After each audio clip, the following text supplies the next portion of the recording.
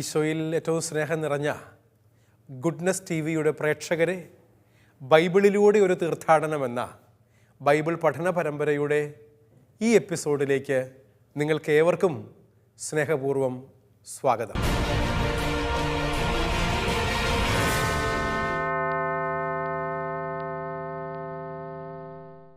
കഴിഞ്ഞ ഏതാനും ചില എപ്പിസോഡുകളായി യോഹന്നാൻ്റെ സുവിശേഷം 16-ാം അധ്യായമാണ് നമ്മൾ പഠിച്ചുകൊണ്ടിരിക്കുന്നത്. 16-ാം അധ്യായത്തിൻ്റെ ആദ്യത്തെ 15 വാക്യങ്ങളെ 4 സെഗ്മെൻറ്റുകളായി തിരിച്ച് അതിൽ 3 സെഗ്മെൻറ്റുകളുടെ പഠനം നമ്മൾ പൂർത്തിയാക്കി കഴിഞ്ഞു. 1 മുതൽ 4 വരെയുള്ള വാക്യങ്ങളിൽ യേശു കർത്താവ് നൽകുന്ന മുന്നറിയിപ്പിനെക്കുറിച്ചും 5 മുതൽ 7 വരെയുള്ള വാക്യങ്ങളിൽ പരിശുദ്ധാത്മാവിലൂടെ മിശിഹ ഈ ലോകത്തിൽ നമ്മോടൊപ്പമുണ്ട്, അദൃശ്യ സാന്നിധ്യമായി എന്നും 8 മുതൽ 11 വരെയുള്ള വാക്യങ്ങളിൽ പരിശുദ്ധാത്മാവിൻ്റെ പ്രവർത്തനങ്ങളെക്കുറിച്ചും നമ്മൾ പഠിച്ചു കഴിഞ്ഞു. ഇനി അതിൻ്റെ 4-ാമത്തെ സെഗ്മെൻറ്റ് എന്ന് പറയുക 12 മുതൽ 15 വരെയുള്ള വാക്യങ്ങളാണ്. ആ വചനഭാഗത്തിൻ്റെ പഠനത്തിലേക്കാണ് ഈ എപ്പിസോഡിലൂടെ നാം പ്രവേശിക്കുന്നത്.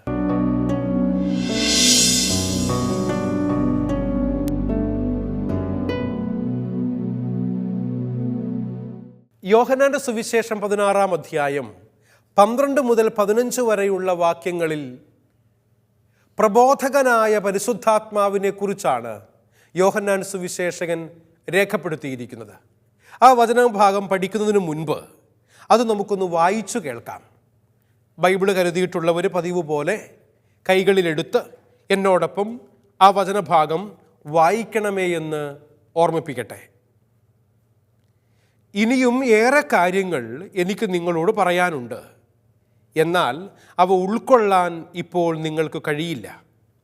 സത്യാത്മാവ് വരുമ്പോൾ നിങ്ങളെ പൂർണ്ണ സത്യത്തിലേക്ക് നയിക്കും. അവൻ സ്വമേധയാ ആയിരിക്കില്ല സംസാരിക്കുന്നത്, അവൻ കേൾക്കുന്നത് മാത്രം സംസാരിക്കും. വരാനിരിക്കുന്ന കാര്യങ്ങൾ അവൻ നിങ്ങളെ അറിയിക്കും. അവൻ എന്നെ മഹത്വപ്പെടുത്തും, എന്തെന്നാൽ അവൻ എനിക്കുള്ളവയിൽ നിന്ന് സ്വീകരിച്ച് നിങ്ങളോട് പ്രഖ്യാപിക്കും. പിതാവിനുള്ളവയെല്ലാം എൻ്റേതാണ്, അതുകൊണ്ടാണ് എനിക്കുള്ളവയിൽ നിന്ന് സ്വീകരിച്ച് അവൻ നിങ്ങളോട് പ്രഖ്യാപിക്കും എന്ന് ഞാൻ പറഞ്ഞത്. നമ്മുടെ കർത്താവായ മിശിഹായിക്ക് സ്തുതി. ഈശോ മിശിഹായിൽ പ്രിയ സഹോദരി സഹോദരന്മാരെ, യോഹന്നാൻ്റെ സുവിശേഷം 16-ാം അധ്യായത്തിൻ്റെ 12 മുതൽ 15 വരെയുള്ള വാക്യങ്ങളാണ് നമ്മളിപ്പോൾ വായിച്ചു കേട്ടത്. പ്രബോധകനായ പരിശുദ്ധാത്മാവിനെ കുറിച്ചാണ് യോഹന്നാൻ സുവിശേഷകൻ ഈ വചനഭാഗത്ത് കൃത്യമായി പ്രതിപാദിച്ചിരിക്കുന്നത്. അതുകൊണ്ട് തന്നെയും വചനം ഇപ്രകാരം നമ്മളെ ഓർമ്മപ്പെടുത്തുന്നുണ്ട്: താൻ പറയുന്ന കാര്യങ്ങളെല്ലാം സഹായകനായ പരിശുദ്ധാത്മാവ് അനുസ്മരിപ്പിക്കുകയും എല്ലാ കാര്യങ്ങളും പഠിപ്പിക്കുകയും ചെയ്യുമെന്ന് 14-ാം അധ്യായത്തിൽ ഈശോ വാഗ്ദാനം ചെയ്തിട്ടുണ്ട്. നമ്മൾ വായിച്ചു കേട്ട കാര്യമാണ്, പഠിച്ച കാര്യമാണ് 14-ാം അധ്യായത്തിൻ്റെ 26-ാമത്തെ വാക്യം. എല്ലാവരെയും സത്യത്തിൻ്റെ പൂർണ്ണതയിലേക്ക് നയിക്കുക എന്നതാണ് പരിശുദ്ധാത്മാവിൻ്റെ ദൗത്യം. പരിശുദ്ധാത്മാവ് ഈ ലോകത്തിലേക്ക് വന്നത് നമ്മെ എല്ലാവരെയും സത്യത്തിലേക്ക് നയിക്കാൻ വേണ്ടിയിട്ടാണ്. ഈശോ മിശിഹായിലൂടെ നടന്ന വെളിപാടാണ് സത്യം എന്ന് പറയുന്നത്. എന്താണ് സത്യം എന്ന് ചോദിച്ചാൽ അതിൻ്റെ അർത്ഥം ഇതാണ്: ഈശോയിലൂടെ ലഭിച്ച വെളിപാട് എന്താണോ അതാണ് സത്യം. അതുകൊണ്ട് തന്നെയും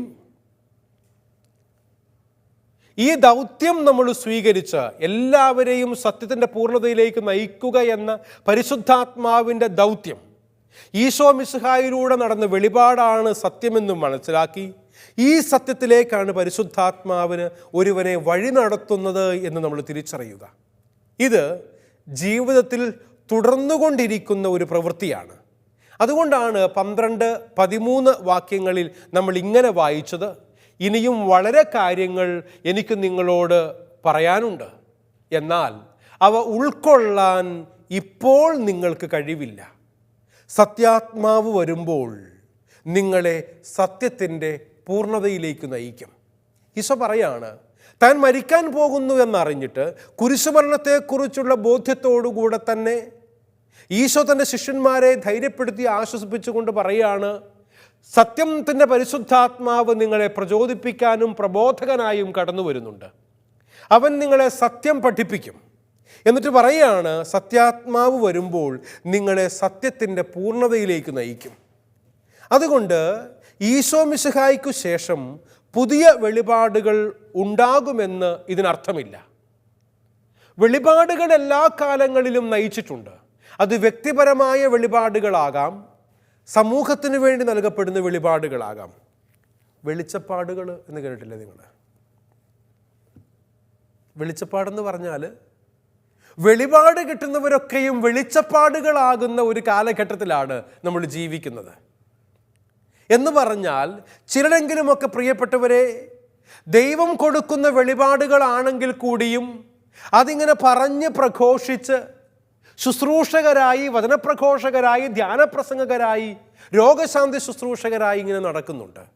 ഞാൻ അടച്ചു കുറ്റം പറയാൻ വേണ്ടിയല്ല ഇതിനെക്കുറിച്ച് നിങ്ങളെ ബോധ്യപ്പെടുത്തുന്നു, മറിച്ച് കള്ളനാണയങ്ങളെ തിരിച്ചറിയാൻ വേണ്ടി പറയുന്നു എന്ന് മാത്രമേ ഉള്ളൂ.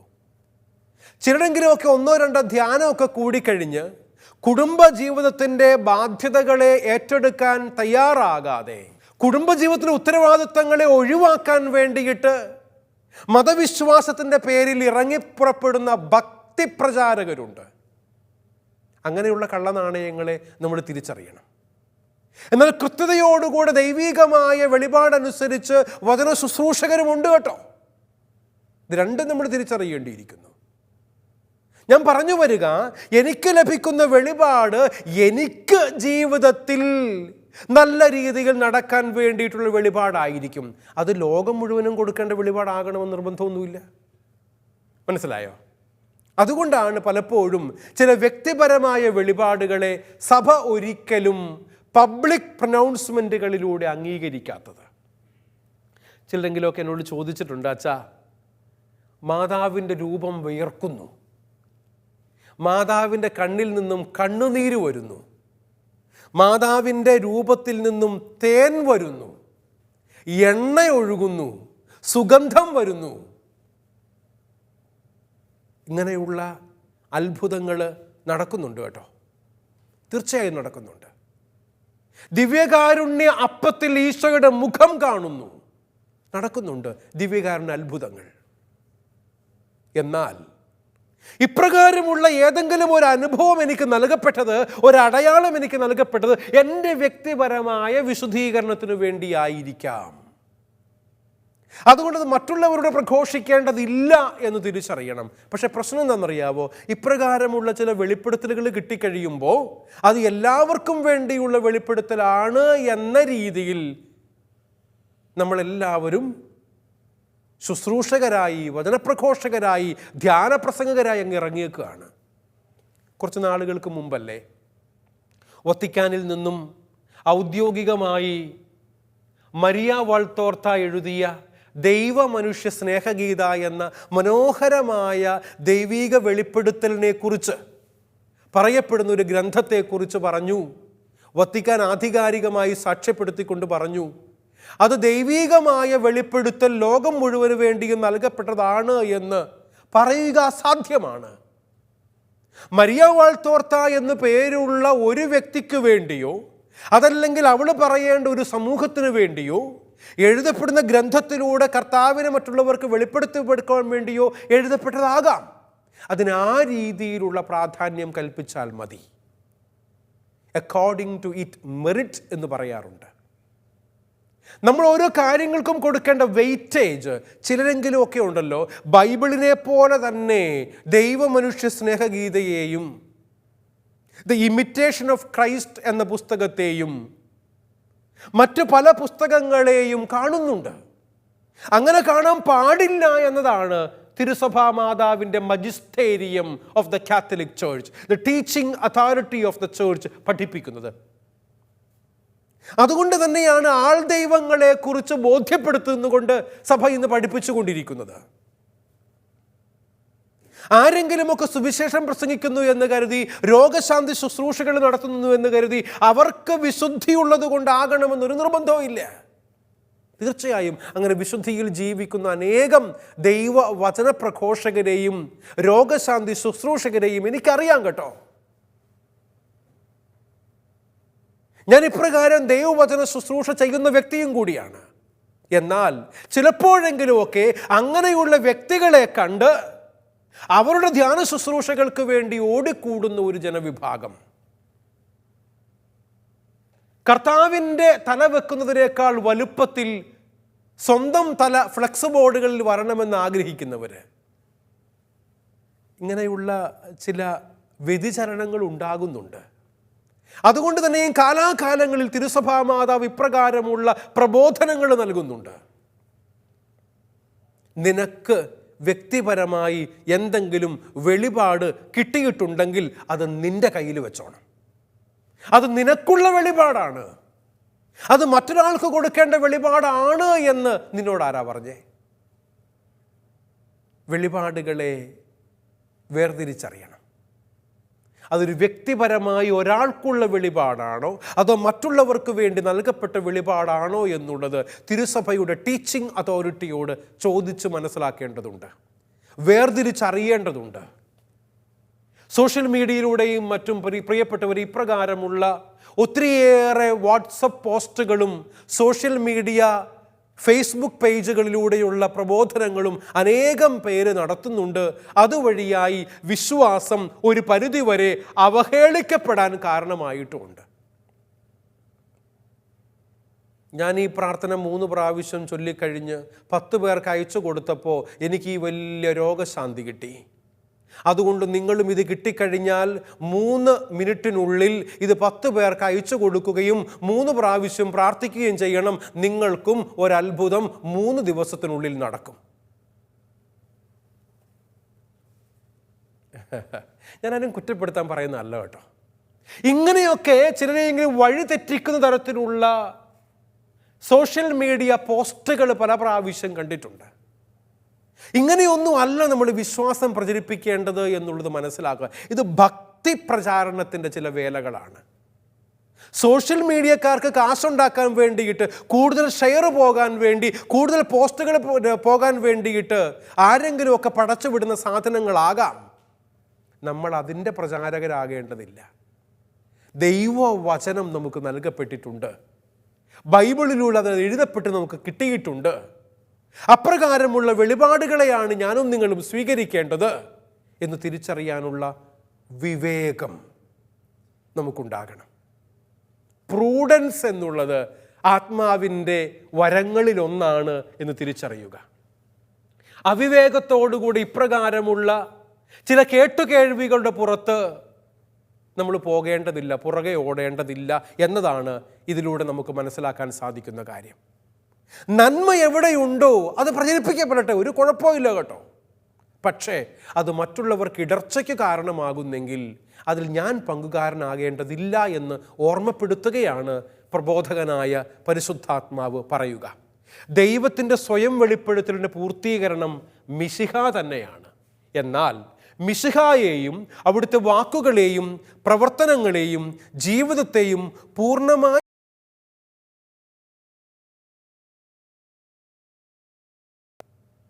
അതുകൊണ്ട് തന്നെയും പ്രിയപ്പെട്ട, നമ്മൾ പലപ്പോഴും പറയാറുള്ളൊരു കാര്യമല്ലേ, എടാ മരിച്ചു കഴിഞ്ഞാലേ നീയൊക്കെ എന്നെക്കുറിച്ച് നന്മ പറയുള്ളൂ ഇല്ലേ? നമ്മൾ ചിലപ്പോൾ ചോദിക്കാറുള്ളതാണ്. മരിച്ചു കിടക്കുന്നവരെ കുറിച്ച് നമ്മൾ ഒത്തിരി നന്മകൾ പറയാറുണ്ട്. ജീവിച്ചിരിക്കുമ്പോൾ ഒന്ന് അപ്രീഷിയേറ്റ് ചെയ്യാതിരിക്കും. ഇത് വലിയ പ്രശ്നം കേട്ടോ. ജീവിച്ചിരിക്കുമ്പോൾ തന്നെയും അവരെ ഒന്ന് അപ്രീഷിയേറ്റ് ചെയ്താൽ, ചെയ്യുന്ന നന്മയെക്കുറിച്ചൊന്ന് പറഞ്ഞാൽ എന്താ കുഴപ്പം? മരിച്ചു കിടക്കുമ്പോൾ നീ എത്രമാത്രം നന്മ വാഴ്ത്തിപ്പാടിയിട്ടും ലുത്തിനിയ ചൊല്ലുന്നത് പോലെ ഒന്നിനു പുറകെ ഒന്നായി അപദാനങ്ങൾ കീർത്തിച്ചതുകൊണ്ടും അവൻ മരിച്ചു പോയില്ലേ, അവൾ മരിച്ചു കിടക്കുകയല്ലേ, എന്തു പറഞ്ഞിട്ടെന്താ കാര്യം? ജീവിച്ചിരിക്കുമ്പോൾ നന്മ പറയണം, അപ്രീഷിയേറ്റ് ചെയ്യണം. ഈ അടുത്ത കാലത്ത് ഫേസ്ബുക്കിൽ കണ്ട ഒരു പോസ്റ്റിൽ ഇങ്ങനെ എഴുതിയിട്ടുണ്ട്, ജീവിച്ചിരുന്നപ്പോൾ ഒരു ഉമ്മ കൊടുത്തിട്ടില്ല, മരിച്ചു കഴിയുമ്പോൾ പോയി കവിളിൽ കെട്ടിപ്പിടിച്ച് ഉമ്മ കൊടുത്തത് കൊണ്ട് എന്ത് കാര്യം? സ്നേഹത്തിൻ്റെ ചില പ്രകടനങ്ങളാണ് കേട്ടോ. അത് വെറും പ്രകടനം മാത്രമായി പോകുമ്പോഴാണ് ഇങ്ങനെയുള്ള ചില പോസ്റ്റുകളൊക്കെ സോഷ്യൽ മീഡിയയിലൂടെ പ്രചരിപ്പിക്കപ്പെടുന്നത്. ജീവിച്ചിരിക്കുമ്പോൾ സ്നേഹത്തോടുകൂടെ ഒരു മുത്തം കൊടുക്കാൻ പറ്റിയിട്ടില്ലെങ്കിൽ പിന്നെ മരിച്ചു കഴിഞ്ഞ് നീ കെട്ടിപ്പിടിച്ച് ഉമ്മ കൊടുത്തത് കൊണ്ട് എന്താ കാര്യം? ജീവിച്ചിരിക്കുമ്പോൾ സ്നേഹിക്കണം, ജീവിച്ചിരിക്കുമ്പോൾ കരുതൽ കൊടുക്കണം, സൗഹൃദങ്ങൾ ഉണ്ടാകണം, ബന്ധത്തിൻ്റെ ഊഷ്മളതയുണ്ടാകണം. പിന്നീടത്തേക്ക് വെച്ചതുകൊണ്ട് കാര്യമില്ല.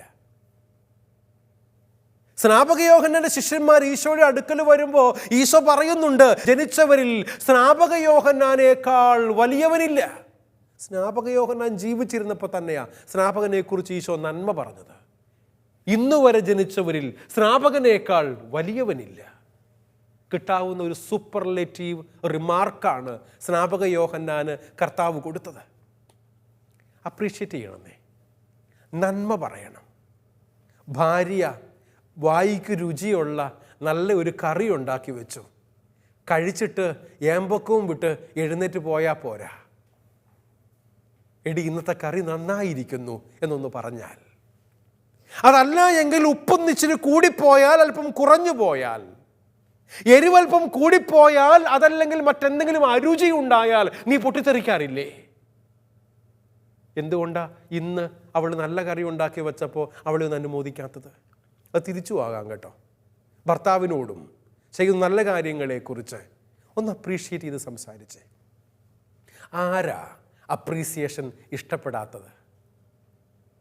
സ്നേഹിക്കുക എന്നതും സ്നേഹിക്കപ്പെടുക എന്നുള്ളതും ഒക്കെ എല്ലാ മനുഷ്യൻ്റെയും ഉള്ളിലുള്ള ആഗ്രഹമാണ്. സ്നേഹം പിടിച്ചു വെച്ച് വീർപ്പ് മുട്ടി മരിക്കണ്ടെന്നേ. സ്നേഹം പ്രകടിപ്പിക്കാനുള്ളതാ ജീവിച്ചിരിക്കുമ്പോൾ തന്നെ, കൊടുക്കാനുള്ളതാ കൊടുക്കും തോറും വർദ്ധിച്ചുകൊണ്ടിരിക്കും. പ്രിയപ്പെട്ടവരെ, ഇപ്രകാരമുള്ള ഒരു ജീവിത ശൈലി വളർത്തിയെടുക്കാൻ നമുക്ക് സാധിക്കുമ്പോഴാണ് ദൈവത്തിൻ്റെ പരിശുദ്ധാത്മാവ് സ്നേഹമായി നമ്മിൽ നിറയുന്നത് എന്ന് തിരിച്ചറിയുക.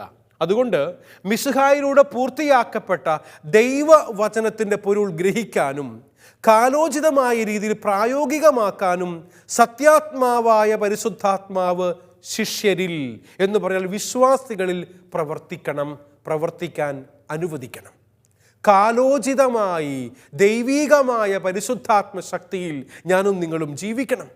അങ്ങനെ അവരെ സത്യത്തിൻ്റെ പൂർണ്ണതയിലേക്ക് നയിക്കും എന്ന് പറഞ്ഞുകൊണ്ട് വചനം ഓർമ്മപ്പെടുത്തുകയാണ്.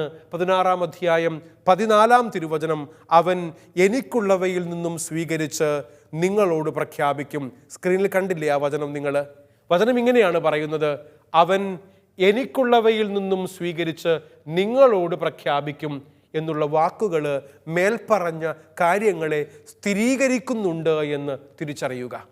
സഹോദരങ്ങളെ, നമ്മൾ സ്വീകരിക്കുന്നതാ നമ്മൾ മറ്റുള്ളവർക്ക് കൊടുക്കുന്നേ, ഇല്ലേ? ഉള്ളതല്ലേ കൊടുക്കാൻ പറ്റുള്ളൂ, ഇല്ലാത്തത് കൊടുക്കാൻ പറ്റുമോ? അതുകൊണ്ട് തന്നെയും വരാനിരിക്കുന്ന കാര്യങ്ങൾ അവൻ നിങ്ങളെ അറിയിക്കുമെന്ന 16-ാം അധ്യായത്തിൽ നമ്മൾ വായിച്ചു കേട്ട 13-ാമത്തെ വാക്യം ഒരു പ്രഖ്യാപനമാണ്. ഭാവി കാര്യങ്ങൾ പ്രവചിക്കുമെന്ന അർത്ഥത്തിലല്ല ഈ പ്രഖ്യാപനത്തെ നാം മനസ്സിലാക്കേണ്ടത്. വരാനിരിക്കുന്ന കാര്യങ്ങൾ അവൻ നിങ്ങളെ അറിയിക്കുമെന്ന് പറയുമ്പോൾ സഭയിലൂടെ കൈമാറപ്പെട്ടു കിട്ടുന്ന ശ്ലൈഹികമായ വിശ്വാസം ഭാവി തലമുറയ്ക്ക് വേണ്ടതുപോലെ ഗ്രഹിക്കാൻ പരിശുദ്ധാത്മാവിൻ്റെ പ്രബോധന പ്രക്രിയ സഭയിലുണ്ടാകണമെന്നാണ് ഇത് സൂചിപ്പിക്കുന്നത്. എന്ന് പറഞ്ഞാൽ വിശ്വാസം കൈമാറ്റം ചെയ്യപ്പെടണം. ചിലരെങ്കിലുമൊക്കെ ചോദിക്കാറുണ്ട്, അച്ഛാ എന്തിനാ സൺഡേ സ്കൂളിൽ പോകുന്നേ? 6 ദിവസവും പഠിച്ച് സ്കൂളിൽ പോയി കോളേജിൽ പോയി മടുത്തിരിക്കുന്ന പിള്ളേര് വീക്കെൻഡിൽ ഒരു ഞായറാഴ്ചയെങ്കിലും അല്പം ലീഷർലി ആയിട്ട് ഇരിക്കാൻ നിങ്ങൾ സമ്മതിക്കത്തില്ലേ? എന്തിനാ കാറ്റക്കിസം? വിശ്വാസ പരിശീലനം എന്തിനാ ചോദിക്കാറുണ്ട്. വിശ്വാസം കൈമാറ്റം ചെയ്യപ്പെടാൻ. കത്തോലിക്കാ സഭയുടെ സത്യവിശ്വാസങ്ങളെ സൺഡേ സ്കൂളുകളിലൂടെ കുഞ്ഞുങ്ങളിലേക്ക് പകർന്നു കൊടുക്കാൻ വേണ്ടിയിട്ടുള്ള സഭയുടെ കൃത്യതയോടുകൂടിയുള്ള നിലപാടിൻ്റെ ഭാഗമാണ് കാറ്റക്കിസം എന്ന് തിരിച്ചറിയുക. ഇപ്രകാരം ഞാനും നിങ്ങളുമൊക്കെ അല്പം കൂടെ മെച്ചപ്പെട്ട വ്യക്തികളായി ഈ ലോകത്തിൽ ജീവിക്കുന്നുണ്ടെങ്കിൽ അതിൻ്റെ അർത്ഥം ഞാനും നിങ്ങളുമൊക്കെ 10-12 വർഷക്കാലം സൺഡേ സ്കൂളിൽ നിന്നും പഠിച്ച മനസ്സിലാക്കിയ ധാർമ്മിക ശക്തിയുടെ, ദൈവവചനത്തിൻ്റെ, സ്വീകരിച്ച പരിശുദ്ധാത്മ ശക്തിയുടെ കൈമാറ്റം ചെയ്യപ്പെട്ട് കിട്ടിയ വിശ്വാസവരത്തിൻ്റെ അറിവിലും നിറവിലുമാണ് നമ്മൾ ഇന്ന് ജീവിക്കുന്നത് എന്ന് തിരിച്ചറിയുക. അന്ധകാരമയമായ ഈ ലോകത്തിൽ ചെറിയ വെളിച്ചം തെളിക്കാൻ നമ്മുടെ കാറ്റക്കിസം ഡിപ്പാർട്ട്മെൻറ്റുകൾക്ക് കഴിഞ്ഞിട്ടുണ്ട്, നമ്മുടെ മതപഠനങ്ങൾക്ക് കഴിഞ്ഞിട്ടുണ്ട്, നമ്മുടെ വിശ്വാസ പരിശീലനം കൊണ്ട് ഗുണമുണ്ടായിട്ടുണ്ട് എന്ന് തിരിച്ചറിയുക. ഇത് കൈമാറ്റം ചെയ്യപ്പെട്ടുകൊണ്ടേയിരിക്കണം. ഇതാണ് ഭാവി തലമുറയ്ക്ക് നമ്മൾ പകർന്നു കൊടുക്കേണ്ടത് എന്നും അവരുടെ പാതകളിൽ വെളിച്ചമാകേണ്ടത് എന്നും സഹോദരങ്ങളെ നമ്മളെ ഓർമ്മപ്പെടുത്തുന്നുണ്ട് ഈ തിരുവചന ഭാഗം എന്ന് മനസ്സിലാക്കുക. അതുകൊണ്ടാണ് അവൻ സ്വമേധയാ ആയിരിക്കില്ല സംസാരിക്കുന്നത് എന്നും അവൻ കേൾക്കുന്നത് മാത്രം സംസാരിക്കുമെന്നും അവൻ എനിക്കുള്ളവയിൽ നിന്നും സ്വീകരിച്ച് നിങ്ങളോട് പ്രഖ്യാപിക്കുമെന്നും അവൻ എന്നെ മഹത്വപ്പെടുത്തും എന്നും തുടങ്ങിയ പ്രസ്താവനകൾ വചനത്തിൽ നമ്മൾ കാണുന്നത് പരിശുദ്ധാത്മാവിൻ്റെ പ്രബോധനവും ഈശോയുടെ വെളിപാടും തമ്മിലുള്ള അഭേദ്യമായ ബന്ധത്തെ സൂചിപ്പിക്കുന്ന ഏതാനും ചില വാക്യങ്ങളാണ്, ഫ്രേസുകളാണ് യോഹന്നാൻ്റെ സുവിശേഷം 16-ാം അധ്യായത്തിൽ നിന്നും ഞാൻ നിങ്ങൾക്കിപ്പോൾ ചൂണ്ടിക്കാണിച്ചത്. ആ വചനങ്ങളെക്കുറിച്ച് കൃത്യതയോടുകൂടെ തന്നെ പ്രിയപ്പെട്ടവരെ നിങ്ങൾ മനസ്സിലാക്കണം. എന്താ കാരണം എന്നറിയാവോ? വചനം എത്ര മനോഹരമായിട്ടാണ് പിതാവും പുത്രനും പരിശുദ്ധാത്മാവുമായുള്ള അഭേദ്യമായ ബന്ധത്തെക്കുറിച്ചും ആത്മാവ് നൽകുന്ന പ്രബോധനങ്ങളിൽ ഞാനും നിങ്ങളും ജീവിക്കേണ്ടതിൻ്റെ ആവശ്യകതയെക്കുറിച്ചും നമ്മളെ ബോധ്യപ്പെടുത്തിക്കൊണ്ട് പറയുന്ന കാര്യങ്ങൾ ഞാൻ സ്ക്രീനിൽ എഴുതിയിട്ടിട്ടുണ്ട്. അവൻ സ്വമേധയാ ആയിരിക്കില്ല സംസാരിക്കുന്നത്. 1, അവൻ കേൾക്കുന്നത് മാത്രം സംസാരിക്കും. ആരെക്കുറിച്ചാ? പരിശുദ്ധാത്മാവിനെ കുറിച്ചാണ്. പരിശുദ്ധാത്മാവ് സ്വമേധയാ ഒന്നും സംസാരിക്കുന്നില്ല. അവൻ നൽകപ്പെടുന്നതാണ് അവൻ സംസാരിക്കുന്നത്. നൽകുന്നത് ആരാ? പിതാവായ ദൈവം പുത്രനായ ഈശോയിലൂടെ പരിശുദ്ധാത്മാവിനോട് പറയണമെന്ന് പറയുന്നതാണ് പരിശുദ്ധാത്മാവ് പറയുന്നത്. അതുകൊണ്ടാണ് അവൻ സ്വമേധയാ ഒന്നും പറയുകയില്ല എന്നെഴുതി വച്ചിരിക്കുന്നത്. രണ്ടാമതായി, അവൻ കേൾക്കുന്നത് മാത്രം സംസാരിക്കും. ഇതേ അർത്ഥത്തിൽ തന്നെയാണ് തിരിച്ചറിയേണ്ടത്. അവൻ കേൾക്കുന്നത് മാത്രം സംസാരിക്കും എന്ന് പറഞ്ഞാൽ അവൻ കേട്ട് അതനുസരിച്ച് പഠിപ്പിക്കുന്നവനാണ്. ഞാനും നിങ്ങളും ഒക്കെ കേൾവി ശക്തി ഉള്ളവരാണെങ്കിലും ചിലരെക്കുറിച്ച് പറഞ്ഞാറുണ്ട്, അച്ഛാ അവൻ പറഞ്ഞാൽ കേൾക്കുകയല്ല. കേൾവി ശക്തി ഇല്ല, ചെവിയില്ലാത്തവനാണ്, പൊട്ടനാണെന്നാണോ അർത്ഥം? അല്ല. ചില കുട്ടികളെക്കുറിച്ച് മാതാപിതാക്കളോട് അച്ഛാ അവൻ പറഞ്ഞാൽ കേൾക്കുകയല്ല. ചെവിയുണ്ട് കേട്ടോ, നല്ല 2 വലിയ ചെവിയുണ്ട്, പക്ഷേ പറഞ്ഞാൽ കേൾക്കുന്നില്ല എന്ന് പറഞ്ഞാൽ എൻ്റെ അർത്ഥം എന്താണ്? പറയുന്ന കാര്യങ്ങൾ ശ്രദ്ധിക്കുന്നില്ല എന്നുള്ളതാണ്. ശ്രദ്ധയോടുകൂടെ ജീവിക്കുന്നവരാകാം നമുക്ക്. അവൻ എനിക്കുള്ളവയിൽ നിന്നും സ്വീകരിച്ച് നിങ്ങളോട് പ്രഖ്യാപിക്കും. യേശു കർത്താവ് പറയുകയാണ്, പിതാവിൽ നിന്നും സ്വീകരിച്ച കാര്യങ്ങളാണ് പുത്രനിലുള്ളത്, അതുകൊണ്ട് പുത്രനിൽ നിന്നും സ്വീകരിച്ചാണ് അവൻ പരിശുദ്ധാത്മാവ് നിങ്ങളോട് പ്രഖ്യാപിക്കുക. അവൻ എന്നെ മഹത്വപ്പെടുത്തും എന്ന് പറഞ്ഞാൽ പരിശുദ്ധാത്മാവ് പുത്രനായ യേശുവിനെ പിതാവിൽ മഹത്വപ്പെടുത്തും.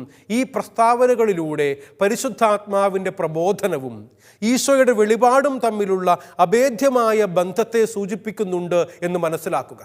പ്രിയ സഹോദരങ്ങളെ, ഈശോയുടെ വെളിപാടിനെ കൂടുതൽ മനസ്സിലാക്കുവാനും പ്രാവർത്തികമാക്കുവാനും സഭാജീവിതത്തിൽ സ്വാംശീകരിക്കുവാനും ഞാനും നിങ്ങളും പരിശ്രമിക്കേണ്ടതുണ്ട്, അറിയേണ്ടതുണ്ട്, മനസ്സിലാക്കേണ്ടതുണ്ട്. അതുകൊണ്ടാണ് സഹായകനായ പരിശുദ്ധാത്മാവിൻ്റെ പ്രബോധനത്തെക്കുറിച്ച് യോഹന്നാൻ സുവിശേഷകൻ 12 മുതൽ 15 വരെയുള്ള വാക്യങ്ങളിൽ 16-ാം അധ്യായത്തിലൂടെ നമ്മളുമായി സംവദിക്കുന്നത്. എന്ന് പറഞ്ഞാൽ പരിശുദ്ധാത്മാവിൻ്റെ അരൂപിയായ ദൈവീക കൃപാവരങ്ങളെ സ്വീകരിച്ചുകൊണ്ട് ഈശോയുടെ വെളിപാടിനെ കൂടുതൽ മനസ്സിലാക്കാനും അതിനെ പ്രാവർത്തികമാക്കാനും സഭാജീവിതത്തിൽ സ്വാംശീകരിക്കാനും സഹായിക്കുക എന്നുള്ളതാണ് പരിശുദ്ധാത്മാവിൻ്റെ പ്രവർത്തനങ്ങളുടെ ലക്ഷ്യം. പരിശുദ്ധാത്മാവ് സഹായകനാണ് എന്ന് പറയുന്നതിൻ്റെ അർത്ഥം ഇപ്പം നിങ്ങൾക്ക് മനസ്സിലായോ? പരിശുദ്ധാത്മാവ് നമ്മളെ എന്തിനാ സഹായിക്കുന്നത്? സഭയുടെ പ്രബോധനങ്ങൾക്കനുസരിച്ച് ജീവിതം ക്രമപ്പെടുത്താൻ അവൻ നമ്മെ സഹായിക്കുന്നു. അതുകൊണ്ട് പ്രിയ സഹോദരങ്ങളെ, പരിശുദ്ധാത്മാവ് തനിക്കുള്ളവയിൽ നിന്നും സ്വീകരിച്ച് പ്രഖ്യാപിക്കുമെന്നും തന്നെ മഹത്വപ്പെടുത്തുമെന്നും ഈശോ പറഞ്ഞതിൻ്റെ അർത്ഥം ഞാനും നിങ്ങളും ഗ്രഹിക്കുമ്പോൾ ത്രിത്വൈക ദൈവത്തിൻ്റെ പ്രബോധനങ്ങളാണ് സഭാജീവിതത്തിലൂടെ ഞാനും നിങ്ങളും ആത്മാവിൽ നിറഞ്ഞവരായി സ്വീകരിക്കുന്നത്, സ്വാംശീകരിക്കുന്നത്, അത് ജീവിക്കുന്നത്. അതുകൊണ്ട് തന്നെയും ഈ പരിശുദ്ധാത്മ അഭിഷേകത്തിൽ ജീവിക്കുമ്പോൾ സഭയോട് വിശ്വസ്തരായി ഐക്യത്തിൽ ജീവിക്കാൻ നമുക്ക് സാധിക്കും. ആരെങ്കിലുമൊക്കെ സഭയിൽ നിന്നും തെറ്റിപ്പിരിഞ്ഞ് ചില സ്വാർത്ഥപരമായ ആവശ്യങ്ങളുടെ പേരിൽ, ചില പ്രാദേശിക വാദങ്ങളുടെ പേരിൽ പ്രശ്നങ്ങളുണ്ടാക്കി, കുത്തിത്തിരിപ്പുകളുണ്ടാക്കി, അത് ഇടവക ജീവിതത്തിലാകട്ടെ, രൂപതാ തലങ്ങളിലാകട്ടെ, സഭാതലങ്ങളിലാകട്ടെ ആരെങ്കിലുമൊക്കെ വിഘടിച്ചു നിൽക്കുന്നുണ്ടെങ്കിൽ അവനിൽ പരിശുദ്ധാത്മാവിൻ്റെ സാന്നിധ്യമില്ലെന്നും സഭയുടെ പ്രബോധനങ്ങൾക്കനുസരിച്ചല്ല ജീവിക്കുന്നത് എന്നും നമുക്ക് തിരിച്ചറിയാൻ സാധിക്കും. കാരണം പരിശുദ്ധാത്മാവ് ഐക്യത്തിൻ്റെ ആത്മാവാണ്. പരിശുദ്ധാത്മാവേ, ഞങ്ങളെ സ്നേഹത്തിൽ ഒന്നിപ്പിക്കണമേ എന്ന പ്രാർത്ഥന നമ്മുടെ മനസ്സുകളിൽ ഉണ്ടാകട്ടെ. അതനുസരിച്ച് ജീവിക്കാൻ സാധിക്കട്ടെ. നന്ദി, നമസ്കാരം.